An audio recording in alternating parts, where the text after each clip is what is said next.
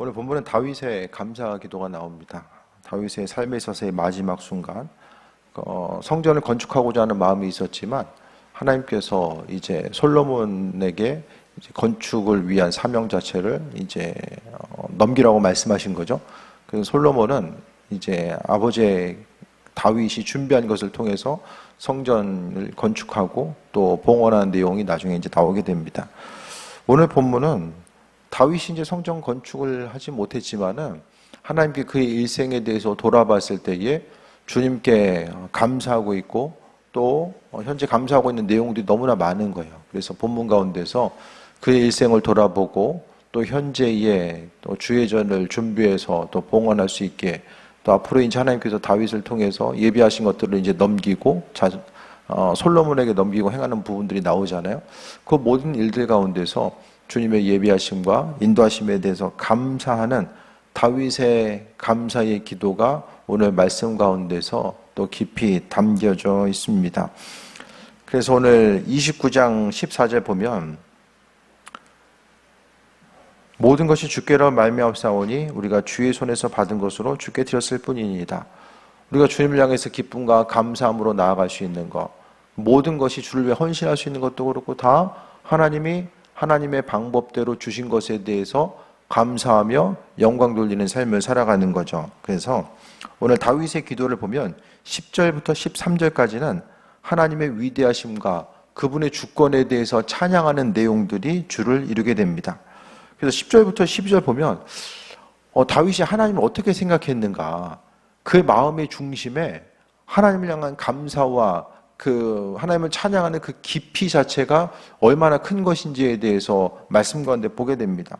그래서 하나님 높이는 거 10절 보면 다윗이 온 회중 앞에서 여호와를 송축하여 이르되 우리 조상 이스라엘 하나님 여호와여 주는 영원부터 영원까지 송축을 받으시옵소서. 하나님께서 송축을 받으시는데 언제부터? 영원부터 영원까지. 그러니까 끝나지 않고 항상 하나님은 송축과 영광을 받으시는 분, 또 찬양받기 합당하신 분임을 이야기하면서 다윗의 마음속 가운데서는 영원부터 영원, 이게 하나님의 시간의 개념이거든요. 하나님은 처음부터 계셨고 마지막, 그러니까 끝이 없는 그 순간까지 계속되는 분. 그러니까 사람의 생각 가지고는 시작이 있고 끝이 있어야 되는 거 아니야? 이렇게 생각되잖아요. 하나님은 시작과 끝 모든 것들에 대해서 끝이 없으신 분으로서 말씀하고 있죠. 그래서 주는 영원부터 영원까지 송축을 받으시옵소서. 그러니까 이제 감사 기도를 보면 다윗의 영성의 깊이 자체가 어떠했는지를 발견하게 돼요. 어떻게 생각하면 기도가 신앙 고백이거든요. 기도는 우리가 하나님을 향한 신앙 고백이에요. 그러니까 이방의 어떤 다른 종교 가운데서 기도한다고 하잖아요. 세상에 기도하는 사람들은 너무 많아요. 신앙이 없는 사람도 기도합니다. 누군가에게 기도해요. 그러니까 우리의 기도가 다른 누군가의 기도와 또 신앙인들의 기도가 다른 것은 우리에 있어서의 그 어떤 사정과 형편에 대해서 이야기하고 마음의 소원을 아뢰고 또 그것에 대해서 응답받는 것을 넘어서 첫 번째는 주님과의 그 친밀한 관계, 기도의 핵심은 주님과의 친밀한 관계 때문에 기도하는 거예요. 두 번째는 기도는 순종하기 위해서 기도하는 거예요. 기도한다는 것은 내 사정과 주님 형편을 주님께 아뢰고 주님과의 그 깊은 관계성 가운데 나아가고자 하는 결단이고, 그 기도를 통해서 그 관계가 형성되어 있다 보니까 하나님과의 우리와의 관계는 말씀을 하나님 주시고 그 말씀에 대한 순종을 통해서 그 관계가 더욱더 깊은 방향으로 나아가게 됩니다. 성경을 보게 되면 순종함이 없으면 주님의 음성을 들을 수도 없고 또 깊은 데로 나아갈 수도 없어요. 그래서 말씀을 통해서 볼 수 있는 것은 다윗은 하나님의 말씀에 순종하는 삶, 또 그 주님을 향한 그 친밀함 자체가 얼마나 깊은 것인지, 그가 가지고 있는 그 영성과 그 깊이 자체가 얼마나 풍성하고 놀라운 것인지에 대해서도 또 발견할 수 있게 됩니다. 그래서 여호와여 주는 영원부터 영원까지 송축을 받으시옵소서. 우리의 신앙 고백도 마찬가지죠. 하나님을 내 생각과 내 관점과 내 경험 가운데 가두는 것이 아니라 그분께서 왕 되심에 대해서 높이고 또 영광 돌리는 귀한 삶을 말씀하고 있어요. 그래서 모든 일들 가운데서 하나님은 그분께서 영광 받으시고 함께 하시는데 우리가 감사함에 있어서 하나님이 어떤 분이신지에 대해서 입술로 고백하고 나아가는 거, 그것이 중요합니다. 그러니까 그 기도 자체가 다윗이 오늘 10절부터 12절, 나머지 9절도 마찬가지고요. 다윗이 하나님을 향해서 창조주 하나님을 어떻게 생각했는지, 그의 마음속 깊은 곳까지 하나님께서 어떻게 자리 잡고 계셨는지를 발견할 수 있습니다. 11절에 여호와여 위대하심과 권능과 영광과 승리와 위엄이 다 주께 속하였사오니 천지에 있는 것이 다 주의 것이로소이다. 여호와여 주권도 주께 속하였사오니 주는 높으사 만물의 머리이심이니이다. 세상에 처음 출발되시고 또 존귀와 영광 또 위엄, 승리 이 모든 것들이 다 주께 있다는 거. 그러니까 만물의 주인 되시는 분이 하나님이라는 사실을 고백하고 있어요. 그래서 우리의 삶의 여정 가운데서도 오늘 본문을 통해 볼 수 있는 것은 예수님께서 하나님께서 우리의 삶의 주인 되시는가. 우리의 신앙 고백이 어떤가. 하나님 어떤 분이야라고 누가 물어보면 우리가 뭐라고 대답할 수 있을까요? 우리 신앙의 고백. 하나님 어떤 분인지에 대해서 어떻게 고백할 수 있을까요?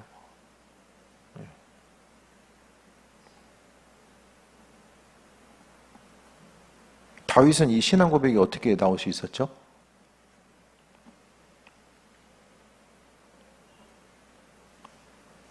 애들이 말을 하면은 없는 말을 이제 만드는 것이 아니라 들은 것을 이야기하잖아요. 그러니까 부모가 사투리 쓰면 애들도 맨날 사투리 듣다 보니까 사투리 이야기할 수밖에 없고, 그러니까 들은 만큼 이야기하잖아요. 그렇죠? 그러니까 예를 들어서 이제 부모가 말을 못하는 장애가 있으면 자녀들이 이제 말을 배워가는 부분이 상당히 이제 좀 문제가 있을 수밖에 없는 것처럼 신앙인의 깊이 자체는 말씀을 보는 것만큼 신앙의 깊이 자체가 생기는 거예요. 그러니까 기도도 나는 왜 맨날 똑같은 기도만 계속하고 있지? 하나님을 향한 그 온전한 그 관계성 가운데서의 어떤 신앙적인 언어, 내 마음을 주님께 표현하고 하나님과의 관계성을 깊이 하고 나아감에 있어서 항상 어떤 좀 그 풍성함 자체가 제약이 된다고 한다면 이 말씀 가운데서 우리가 신앙의 언어들을 익히고 그 신앙의 언어들을 통해서 하나님이 어떤 분이신지가 우리의 삶을 통해서 표현되고 입술로서 고백될 수 있다는 거예요.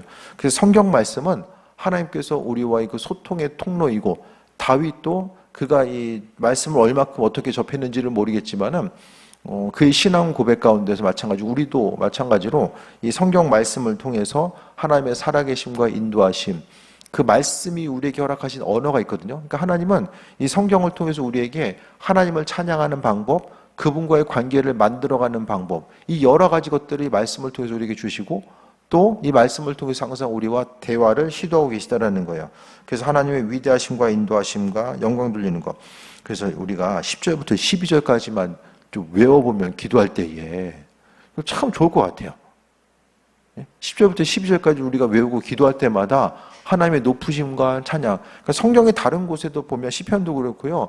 하나님의 높으심과 그 은혜와 충만함을 많이 표현하고 있지만 그 중에서도 10절부터 12절 보면은 정말 하나님께서 주인 되시고 은혜와 충만한 가운데 역사하신다는 사실을 너무나도 잘 표현하고 강조하고 있지 않나라는 생각을 좀 해보게 됩니다.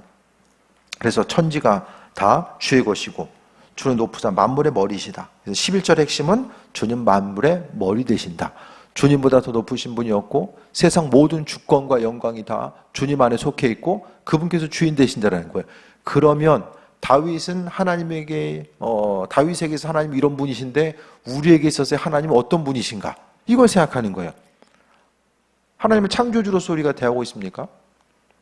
그분의 말씀을 창조주로서 만물의 머리로서 그분의 말씀에 대해서 인정하고 그러니까 우리가 하나님을 어떻게 대하는가는 그분 말씀에 대한 우리의 태도가 어떠한가가 나타내는 거예요. 우리가 하나님을 어떻게 생각하고 그분을 어떻게 높이는가가 어떤 외적인 다른 것이 아니라 믿음에 순종한 만큼 우리가 하나님을 왕으로서 인식하고 있는 거죠. 하나님 왕이 아니면 순종을 할 수도 없고 그분의 말씀 따라 움직일 수도 없어요. 그냥 내 생각대로 살아가게 됩니다.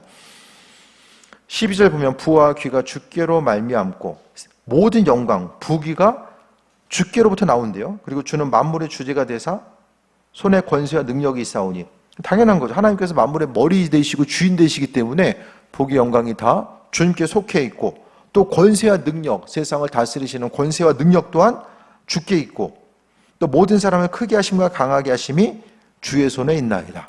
모든 선한 것, 우리가 이 땅 가운데 누릴 수 있는 모든 것들, 또 올라갈 수 있는 자리, 또 주님과의 관계성, 또 세상에서의 위치 자체, 모든 것들이 다 주님께서 결정하시고 그분의 주권과 인도하심과 나온다는 거. 이것이 바로 이제 신명기의 말씀과 일맥상통하죠. 아버지께서 주인 되셔서 그분께 영광 돌리고 아버지의 주인 되심을 믿음으로 고백하고 순종하는 이들에게 하나님 왕 되셔서 그분의 선하신 것들을 계속해서 비춰주고 계시다라는 사실 자체를 강조하고 있는 거예요. 성경 말씀을 통해서 우리는 볼 때마다 다시 말씀드리면 말씀을 통해서 우리의 삶을 해석해야 돼요. 우리 하루하루의 삶을 오늘 하나님 말씀을 통해서 해석하고자 했을 때에 정말 우리가 인생에 있어서 기쁨과 평안함을 누리고 인생에 있어서 어떤 행복을 누리는 것 자체가 하나님의 영광과 연결되고 또 만물의 주인이신 그분께서 행하시는 일들과 그분의 예배하심과 인도하심을 통해서 우리가 하루하루를 살아가고 있는가, 그것에 대해서 오늘 본문은 질문하고 있습니다. 그래서 우리가 삶의 여정 가운데 하루하루 기쁨과 소망을 가지고 살아갈 수 있는 것은 하나님의 영광과 그분의 주권, 그분의 주권에 대해서 인정하고 그분을 높이기 때문에 아버지께서 그분의 자녀된 이들 한 사람 한 사람에게 은혜와 충만함으로 역사하시고 함께 하신다라는 사실 자체가 강조되고 있는 거예요. 그래서 부귀와 영광 자체, 또 권세와 능력이 다 하나님으로부터 출발한다라는 거. 그러면 우리의 삶의 하루하루의 삶의 여정 가운데 마찬가지거든요. 모든 주권이 주께 있음을 고백하며 삶을 사셨습니까? 아니면 주권이 내게 있는 것처럼 내가 내 방법대로 내가 주인 돼서 삶을 살았는가? 이것에 대해서 지금 물어보고 있는 거예요. 하나님께서 영광 받으시는 것은 우리가 말로써 계속 외워가지고 계속 말만 한다고 하나님이 영광 받으시는 것이 아니라 삶을 통해서 기도할 때마다 아버지께서 주인 되시고 높으시기 때문에 나의 삶은 주님을 의지하고 주님께 순종하는 삶을 살 수밖에 없습니다. 왜? 모든 영광이 다 주님으로부터 출발하기 때문에 말씀을 알고 있는 것에서 끝나는 것이 아니라 그 말씀이 내 삶을 움직이게 하는 동력이 되어서 하루하루의 삶의 여정 가운데 주님의 말씀을 기억하고 반응하고 나아가는 것을 말씀하고 있어요. 그래서 하나님의 위대하심과 그분의 주권에 대해서 찬양하고 있습니다. 그래서 하나님께서 주인 되신 하나님은 하늘에서 그냥 팔짱 끼고 내려다보시는 분이 아니라 그분께서는 주권과 부와 기와 부귀와 영광, 이 모든 것들, 권세와 능력, 사람을 크게 하심과 강하게 하심이 주의 손에 있다.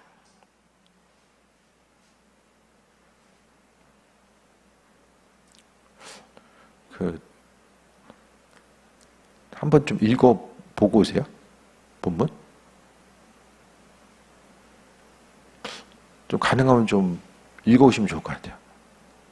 하나님의 말씀을 그 주일이든 이제 저녁 예배 말씀이든 좀 먼저 읽고 묵상하고 오게 되면 그 말씀이 내게 주신 말씀, 또 강단을 통해 선포되는 말씀이 그 안에서 더 풍성함으로 또 삶의 여정 가운데 좀 다가오게 됩니다.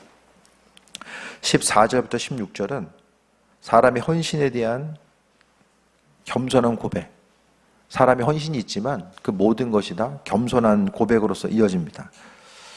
13절 한 구절 먼저 다 보면 우리 하나님이여 이제 우리가 주께 감사하며 주의 영어로운 이름을 찬양하나이다.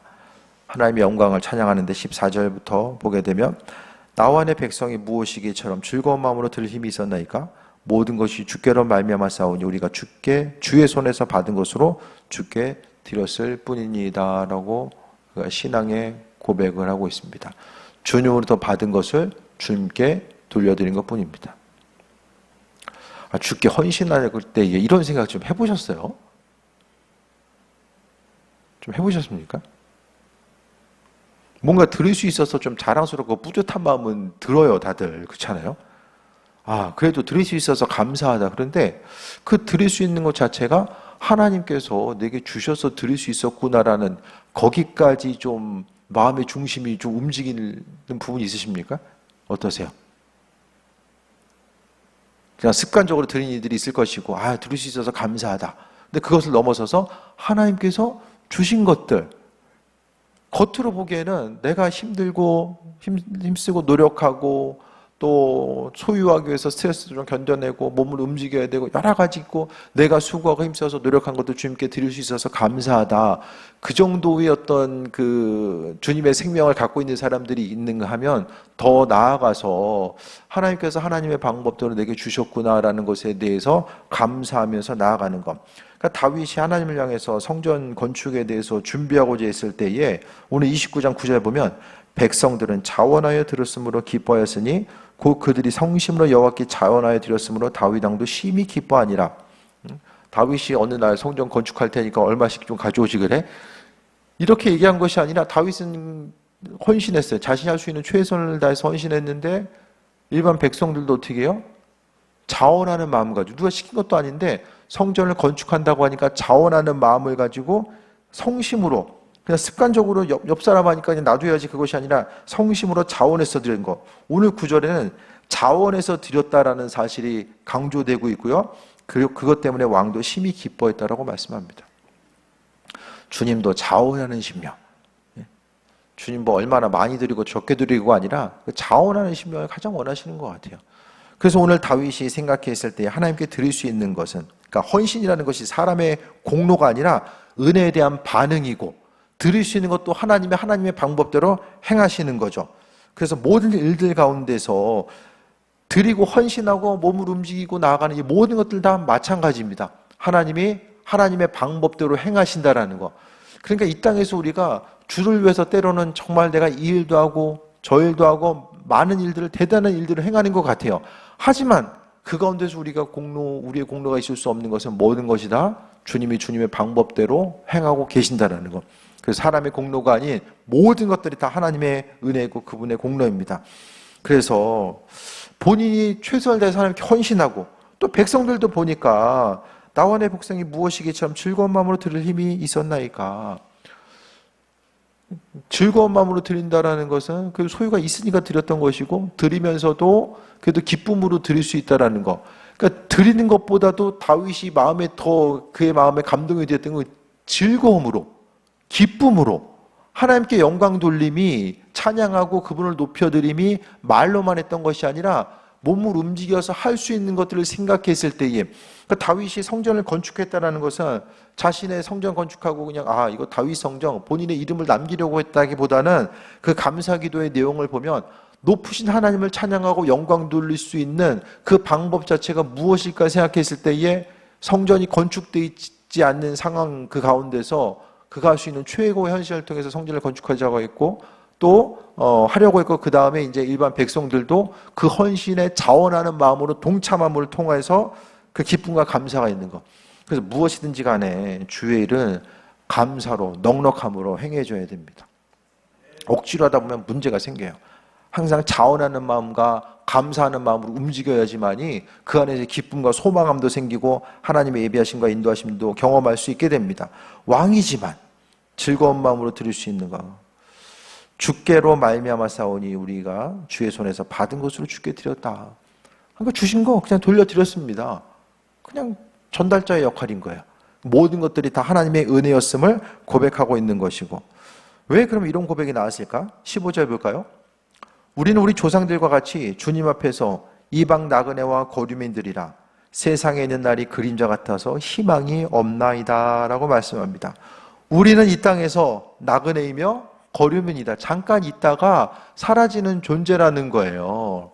뭔가 할 수 있는 대단한 존재가 아니라, 천년만년 이 땅에서 무엇을 행할 수 있는 존재가 아니라 그냥 잠깐 있다가 사라지는 나그네 같다라고 분명하게 스스로에 대해서 인식하고 있습니다. 우리도 마찬가지죠. 우리가 정말 때로는 대단한 일을 할 수 있는 것처럼 보여줘도 순간적으로 주님께 쓰임받고 삶의 과정이 나중에는 마무리될 수밖에 없잖아요. 그래서 우리는 나그네라는 거, 조상들과 같이 우리가 나그네다라고 이야기하잖아요. 다윗은 그래도 장수했지만 이 당시에 보면은 40살 넘기기가 쉽지 않은 거죠. 옛날 같으면은 애들 빼고 나머지 사람 없는 거예요, 지금. 신앙의 요정과 우리가 인생 덤으로 사는 거나 마찬가지잖아요.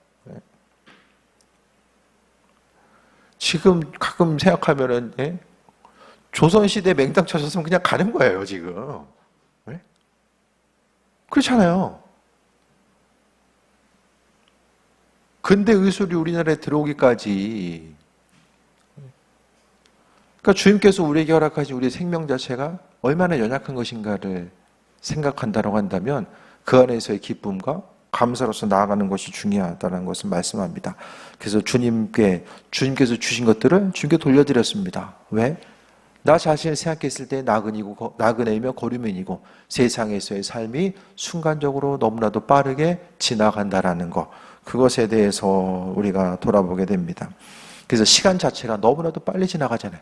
정말 빨리 지나가는. 네.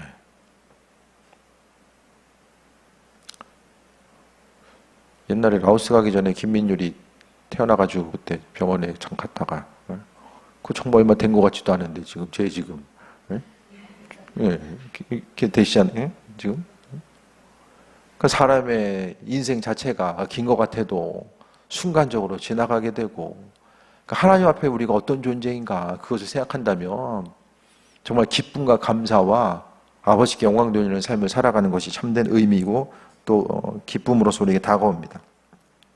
다윗은 성전 건축을 위한 제물을 하나님께 드렸지만 그 제물의 근원을 다시 하나님께 돌리는 거예요.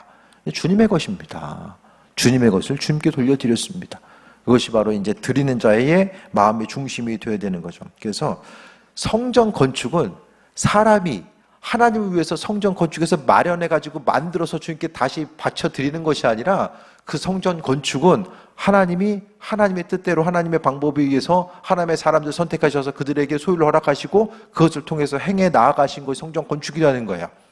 사람이 해야 되겠다고 맘먹어서 행하는 것이 아니라 하나님이 그분의 뜻대로 이루어 나가시는 것이 성전 건축의 모습이라는 거예요. 그래서 주님께서 원하시는 일이 무엇인지를 분별하는 것이 무엇보다 중요합니다. 그래서 성전 건축은 사람이 업적이 아니라 하나님의 은혜에 사람이 참여하는 거죠. 근데 그 일들을 위해서 주님이 우리에게 우리 한 사람 한 사람을 불러주시고 초청해 주셔서 그 영광의 자리, 은혜의 자리에서 아버지를 바라보고 나아갈 수 있도록 만드시고 역사하시는 내용들을 또 우리가 잊지 말아야만 합니다. 그래서 모든 일들 가운데 우리는 그림자입니다. 그림자. 잠깐 있는 것 같아도 다 사라질 수밖에 없는 그림자인 거야. 맡겨진 상황 가운데서 충성을 다하다가 아버지께 나아가야 되는 존재인 거죠. 17절 볼까요? 16절 한 구절 더 보겠습니다. 우리 하나님 여호와여, 우리가 주의 거룩한 이름을 위하여 성전 건축을 하려고 미리 저축한 이 모든 물건이 다 주의 손에서 나왔사오니 주의 것이니이다 라고 말씀합니다. 소유의 문제, 모든 것들이 다 주님의 것이고 세상에서 하나님께서 누리게 하신 모든 것들이 다 주님의 것이라는 것에 대한 믿음의 고백을 하고 있어요. 그러면서 17절부터 19절은 하나님을 향한 마음과 솔로몬을 위한 간구가 나옵니다. 17절 볼까요? 나의 하나님이여, 주께서 마음을 감찰하시고 정직을 기뻐하신 줄을 내가 아나이다. 내가 정직한 마음으로 이 모든 것을 즐거이 드렸사오며 이제 내가 또 여기 있는 주의 백성이 주께 자원하여 드리는 것을 보니 심히 기쁘도소이다. 지금 반복하고 있죠. 반복해서 또 이야기하고 있잖아요. 하나님께서 허락하신 것들, 백성들이 또 주님께 드릴 수 있는 것 자체, 14절에 있는 것처럼 또 한 번 더 반복해서 강조하고 있습니다. 그래서 주님의 것을 주님께 돌려드린 것에 대해서 감사하고 있고 또 한 번 강조되고 있는 것이 자원해서 드리는 것. 자원해서 드리는 것. 목회하다 보면은 똑같은 것 같아요. 자원해서 하는 걸 보면 참 마음에 기쁨이 있어요. 자원해서. 주님 보시기에 자원하는 마음이 얼마나 그 귀한 믿음의 분량, 마음의 분량인가에 대해서 또 생각을 해보게 됩니다. 그래서 믿음의 여정 가운데 기쁨이 있어야 되잖아요. 기쁨. 무엇보다도 주님 은혜 가운데 기쁨이 있어져야 되는데 감사와 기쁨. 그러니까 이 감사와 기쁨은요, 하나님 보시기에 내가 누구이지? 그리고 내가 누군지에 대한 그 온전한 인식과 또 하나님이 내 인생 가운데 어떤 일을 어떻게 행하고 계신지에 대해서 바라봤을 때에 그로 인한 감사와 기쁨이 넘치는 귀한 삶을 살아갈 수 있게 됩니다. 그래서 자원해서 드리는 것을 보니 심히 기쁘도소이다 라고 말씀합니다.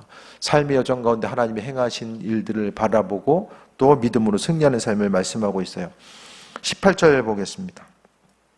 우리 조상들 아브라함과 이삭과 이스라엘 하나님 여호와여, 주께서 이것을 주의 백성의 심중에 영원히 두어 생각하게 하시고 그 마음을 준비하여 주께로 돌아오게 하시며.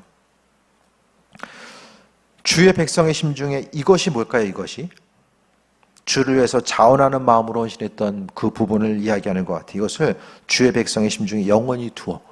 그러니까 모든 것이 하나님 되시고 하나님께서 주신 것이고 또 만물의 주인 되시는 것이 바로 하나님 되심에 대한 그 신앙의 고백, 그 믿음이 이스라엘 민족들 가운데 영원히 계속되길 원합니다.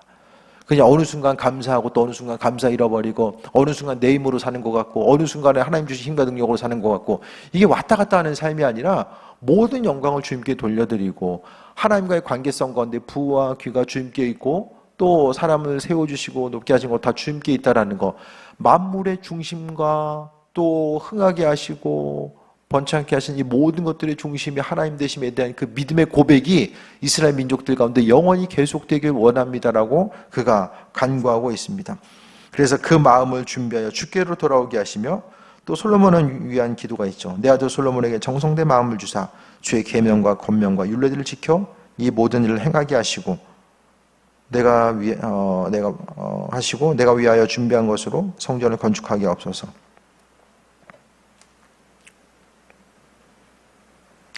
지금도 이스라엘 역사 가운데 가장 중요한 인물을 꼽으라고 하면은 모세가 나오고요. 또 다윗이 나와요. 아브라함이 나오고. 근데 여기서 다윗은 어떤 인물입니까? 통일 왕국을 이루죠. 이스라엘의 통일 왕국을 이루게 됩니다. 영토의 솔로몬이 누렸던 영토의 대부분을 다윗 때에 완성을 시켜요. 이스라엘 민족들 가운데서의 업적을 이야기하면 할 말이 많은 사람이 다윗이죠. 근데 오늘 본문 감사기도 가운데 보면은 다윗의 행함 자체가 철저히 가려져 있어요. 누가 가린 것이 아니라 스스로 가려놨어요. 내가 이렇게 하고 저렇게 하고, 물론 성전을 위해서 이것저것 드린 것을 7절에서 이야기하지만 그 부분을 강조하면서 내가 이만큼 능력이 있고 내가 이만큼의 영성과 이만큼의 지혜가 있었다라고 이야기하지 않습니다. 그가 감사기도 하면서 첫 번째는 정리해서 말씀드리는 하나님의 위대하심과 주권에 대해서 찬양하고 있어요. 나에게 있어서 하나님이 이런 분이십니다. 지금까지 삶의 여정 가운데 하나님이 봤을 때에 하나님은 이런 분이십니다. 만물의 주인 되시고 모든 것에 만물의 근원 되시는 분이 하나님 되십니다라고 스스로 이해한 하나님에 대해서 신앙의 고백을 하고 있고 그러면서 감사기도의 그 핵심적인 내용이 성전을 건축함에 있어서 그러니까 지금까지의 왕위를 보존하고 여기까지 올 수 있었던 것뿐만 아니라 성전 건축을 위해서 준비하고 있었는데 그 준비가 다윗이 생각하고 기대했던 것보다 많은 사람들이 정말 그들의 그 기쁨과 자원하는 마음을 가지고 주께 드려지고 나아가는 부분들을 생각했을 때에 하나님의 높으심과 더불어서 이 모든 것들이 건축의 부분들이 원활하게 이어질 수 있었던 것이 바로 왕 되신 하나님이 그분의 백성들을 사용하셔서 행하고 계신다라는 거. 그러니까 성전을 짓는다라고 하는 이 사역의 중심 자체가 다윗의 공로가 아니라 바로 하나님의 방법대로 행하고 계신 것에 대해서 감사하고 있어요. 그러니까 아버지께서 주인 되셔서 그분이 그 놀라운 일들을 다른 누군가가 아니라 다윗과 이스라엘 백성들을 통해서 이루고 계심에 대해서 기쁨과 감사함을 통해서 아버지께 영광 돌리고 있는 거예요. 그래서 하나님의 그 다윗의 감사기도 가운데 하나님의 높으심과 그 놀라우신 일들을 나를 통해서 기쁨으로 우리 백성들과 더불어서 함께하고 있는 것 자체가 얼마나 큰 은혜인가. 이게 바로 사역의 자세인 것 같아요. 주의를 감당하는 자세.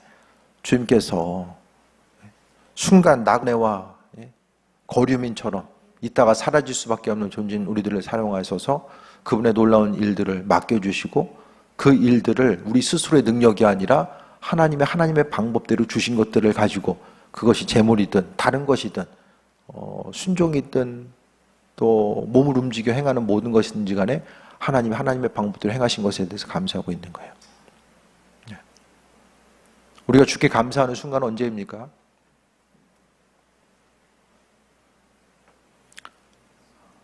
말씀을 통해 비춰주신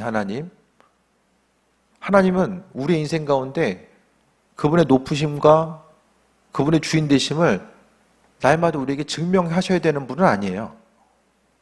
우리가 기도하다 보면 주님 이렇게 하시면은 아버지 주인 되신 것 같고 안 하시면 아닌 것 같고 이렇게 흔들릴 때가 있잖아요.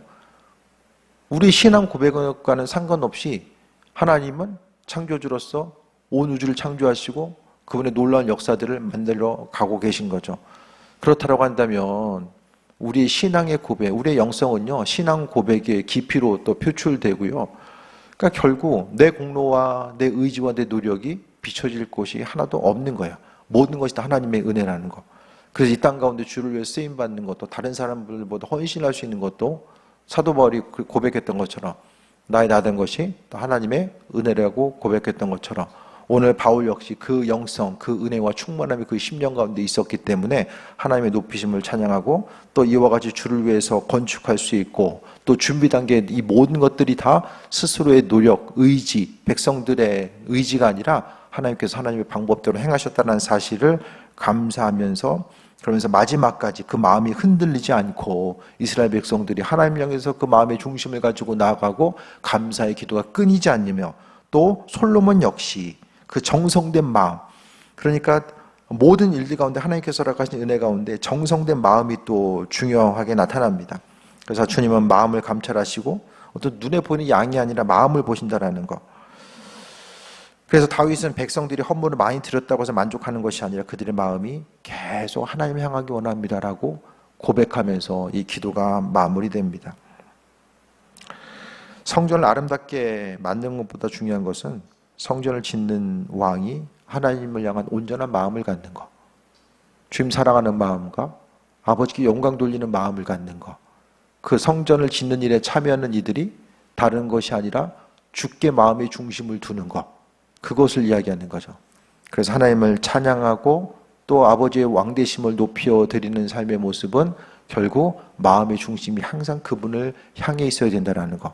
그래서 우리의 기도는 어떻게 돼야 돼요? 다윗의 기도를 통해 볼 수 있는 그 기도의 중심은 아버지의 왕되심을 고백하고 이 땅 가운데 행하는 모든 것들이 하나님이 주인 되셔서 그분의 방법대로 이루고 계신다라는 것. 내가 내 의지와 내 열심 가지고 하는 것 같아도 하나님이 주인 되셔서 행하고 계시고 아버지께서 아무것도 행하지 않는 것처럼 보여도 그분은 그분의 방법대로 여전히 모든 일들을 행하고 계시다라는 것과 그렇다라고 한다면 그 감사 기도에 있어서의 마음의 중심은 그분께 드리는 거예요. 기도한 이후에 기도를 통해서 우리가 궁극적으로 소망해야 될 것은 마음의 중심을 하나님께 드리고 그 선하신 뜻과 인도하심 가운데 삶을 살아가는 것 자체를 말씀하고 있습니다.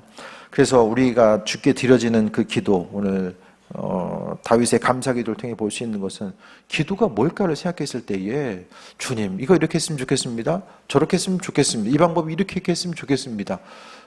그게 주가 돼서는 안 되고요. 아버지의 높으심과 또 그분이 행하심을 찬양하고 내 인생 가운데 주인 되심에 대해서 감사하고 내 마음이 항상 주님을 향하기 원합니다.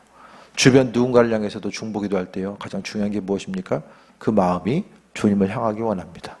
그게 바로 중보기도에 있어서 가장 중요한 부분이 되어야 된다는 거예요. 그래서 다윗의 감사를 통해서 여러 가지를 볼 수 있는데 아버지께서 주인 되시기 때문에 주님께서 주님의 방법대로 우리를 사용하셔서 행하신 것에 감사하는 것. 그러니까 처음부터 끝까지 하나부터 열까지 모든 것이 다 감사의 제목일 수밖에 없는 이유를 오늘 본문을 통해서 다윗은 고백하고 있습니다. 기도함 가운데서 주님과의 관계성이 더 깊어지고 우리의 기도가 깊어지고 우리의 신앙의 고백이 깊어지고 감사의 분량과 고백이 더 깊어짐을 통해서 우리의 마음이 주님을 향하고 아버지께 영광 돌리는 귀한 삶 되시기를 주의 이름으로 축원드립니다. 기도하겠습니다. 아버지의 사랑에 감사드립니다. 주께서 왕 되시고 또 만물의 머리 되시고 주인 되셔서 우리의 삶을 이끌어 오셨고 앞으로도 행하실 줄 믿습니다. 날마다 주님께 감사하는 삶을 살게 하시며 주님 아버지께서 행하신 것에 대해서 감사하고 또 우리의 삶을 통해서 지금도 이루고 계시는 것들에 대해서 감사합니다. 주님 만나는 그 순간까지 우리 한 사람 한 사람이 누구인지를 분명히 인식하게 하여 주시고 아버지께서 허락하신 대로 공급하신 대로 그 예비하심 가운데 쓰임 받으며 아버지 안에 무엇보다 우리의 마음과 생각이 주님을 향하길 원하오니 주님 그 마음 변하지 않고 날마다 영광 누리는 삶을 살아갈 수 있도록 은혜 베풀어 주옵소서. 주님의 크신 사랑에 감사드립니다. 예수님의 이름으로 기도드립니다. 아멘.